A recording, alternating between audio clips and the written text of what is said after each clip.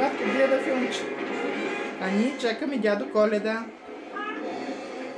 който обеща да дойде с голямата шейна и един голям куп подаръци да сложи под нашата елха.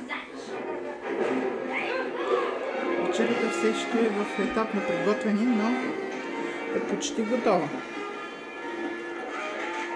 Празничната кута, косен сърми лозови, шарени гъскетки, замазани кюфтенца, ядки, кюфтета от овесни ядки, салатка и другото се пече. Какъв празник? Тази вечер е бъдни вечер. Да. А утре какво? Утре кой се ражда? Утре кой се ражда? Нашия Бог. Нашия Бог, точно така, дядо. Нашия Бог Исус Христос. Голям празник е било тогава. Той като се е родил, знаеш, нали, знаеш ли за звездата Витлеемската, която е светела тогава? Да. И е преминала над Витлеем. Това значи, че Господ наш, Господ се е родил, Спасителя, царя на земята, Спасителя на човечеството, на хората. Да, и тогава цялата природа е пеела. Цялата природа се е радвала. А ангелите в небето са пели една песничка. Слава в висините Богу, на земята мир, между човеците блага воля, благоволение. Какво значи блага воля, да? Значи човеците, хората да се обичат, да има любов между тях, да бъдат добронамерени, да помагаш на ближния, на всеки, който има нужда от помощ. Като видиш стари хора в рейса, да ставаш да им правиш място, да кажеш заповядай, дядо, заповядай, бабо, седнете, или някои сакати хора, да има благоволение. Когато между хората има любов, има всичко. Щастието тогава е винаги с хората. Сега искам да ти разкажа една приказка, дядо. Значи, защо хората украсяват елхичка за Коледа?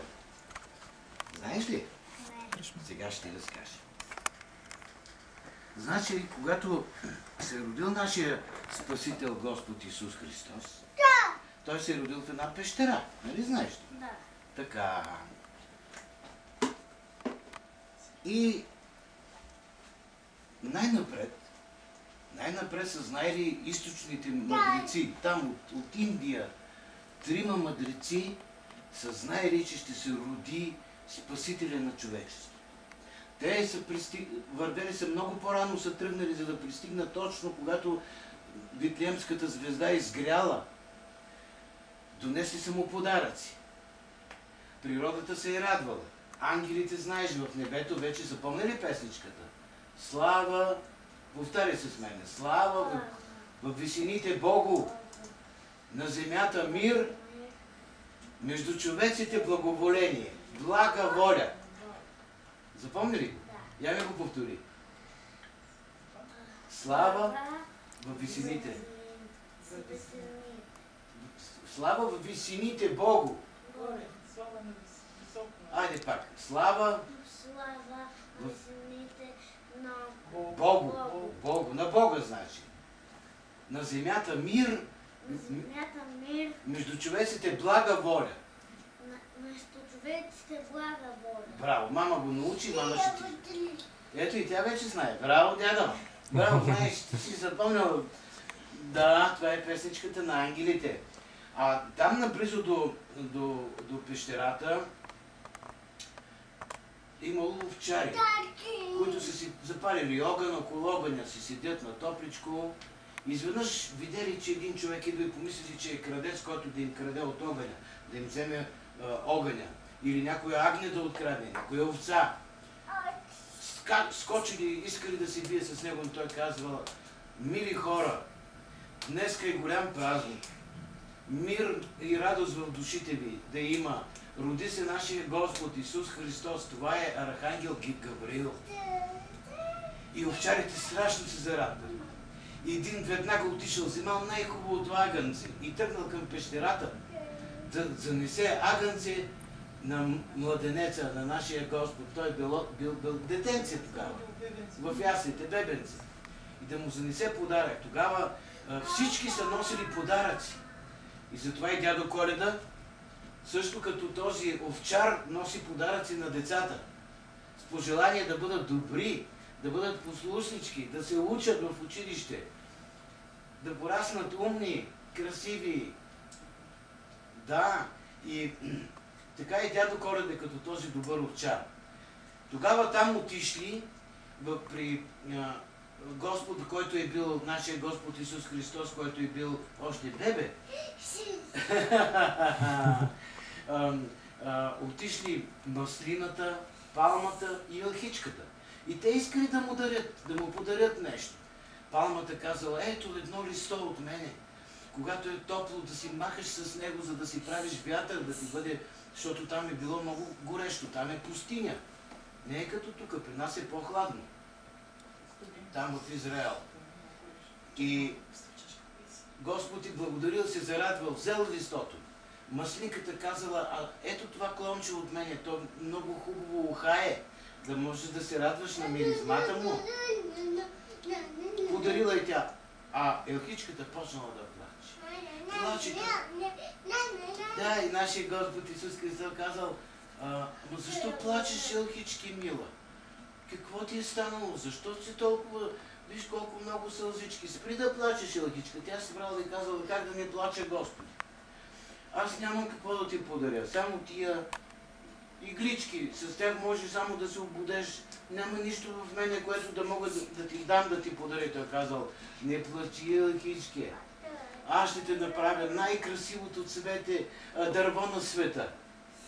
И махнал с ръчичка. И като махнал с ръчичка, всички звездички от небето дошли и накацали на елхичката.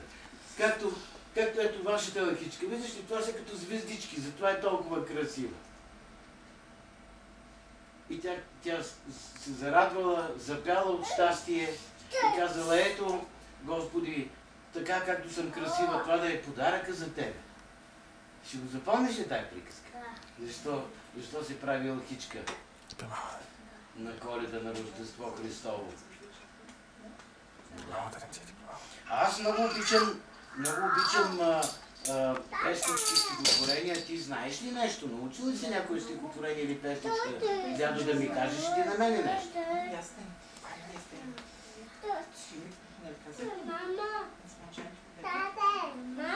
Весе, сега бати сега ще пее песничка, дай да го чуем.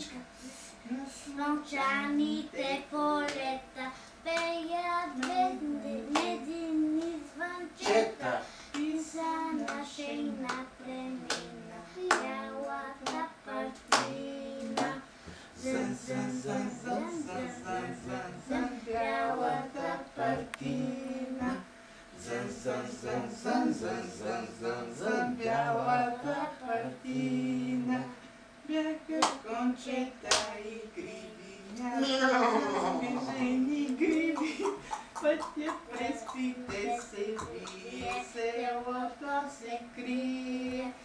Зън, зън, зън, зън, зън, зън, зън, зън, селото се крие.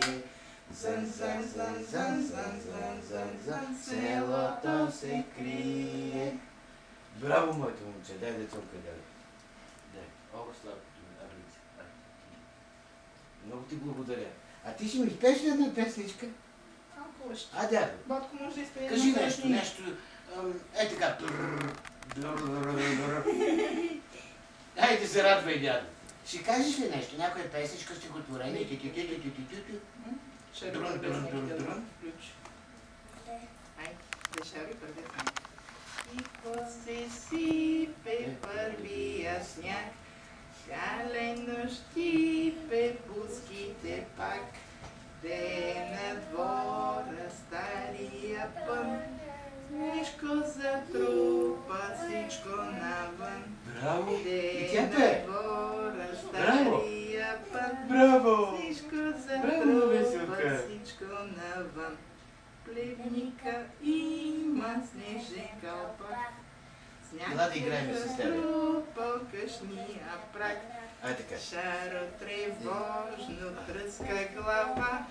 Как е възможно, що е това? Шаро тревожно тръска глава. Играй, дядо. Как е възможно, що е това? Браво. Е още малко кудре.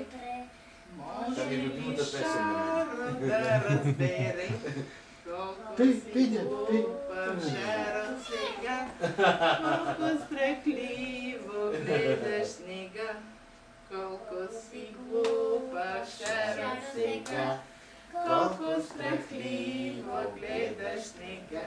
Веселка, браво на нея! Браво на Веселка! Как хубаво танцува, видяхте ли? Да. Тя и пее хубаво. И И всичко, пее, да. като пораснеш, няма да спре да приказва. Тя знам аз. Да. Добре, ами аз много ви благодаря. И сега, какво следва сега? Сега, след като сте добри и послушни, мамо, добри са, нали?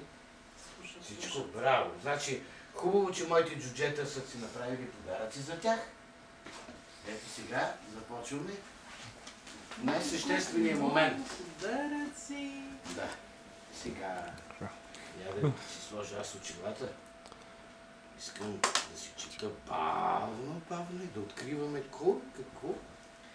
Какви подаръци има. Защото и Веселка много сладко танцува с дядо Коледа.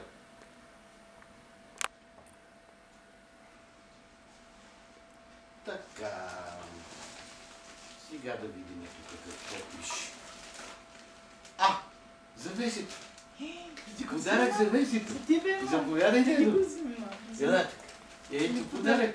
Сега направо, мамо, направо можеш да ги разтвариш, за да ги виждаш. Ето, един по Какво един. има вътре? Какво е това?